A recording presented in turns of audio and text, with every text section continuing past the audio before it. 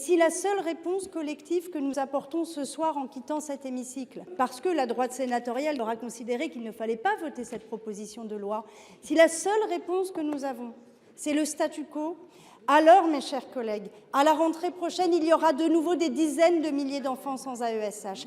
Alors, à la rentrée prochaine, il y aura de nouveau un tiers d'AESH qui démissionneront parce que trop précarisés, pas assez stabilisés dans leurs conditions d'emploi, elles préféreront le quitter pour faire autre chose.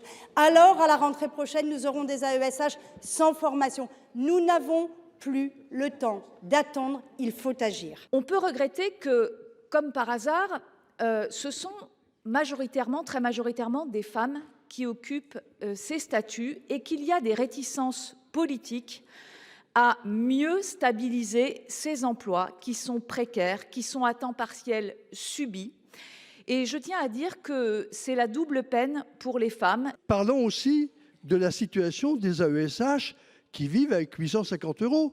C'est de cela dont il faut se soucier. Donc je crois que ce soir, où on les soutient et on défend l'idée d'un statut, d'un salaire correct, où on dit clairement non, on ne les soutient pas, même si on a vraiment beaucoup besoin d'eux. Cet article premier est la pierre angulaire d'un véritable projet qui vise à déprécariser les AESH dans notre pays, qui sont déjà aujourd'hui le deuxième corps constitué sans statut de l'éducation nationale. Ces personnes vivent avec des salaires qui ne leur permettent pas d'avoir une véritable intégration professionnelle et sociale. Je connais un adage qui dit que le mieux est l'ennemi du bien. Ici, il y a des propositions qui sont concrètes, qui sont de faire passer sous le statut de la fonction publique les hommes et les femmes qui aujourd'hui assurent ces missions d'AESH, un statut qui est un statut avec la protection qui va avec. Pour vous, ce n'est jamais le moment. Ce n'est pas le bon véhicule, mais attendez, à un moment donné, il faut prendre ses responsabilités. C'est tout simplement une question de choix politique.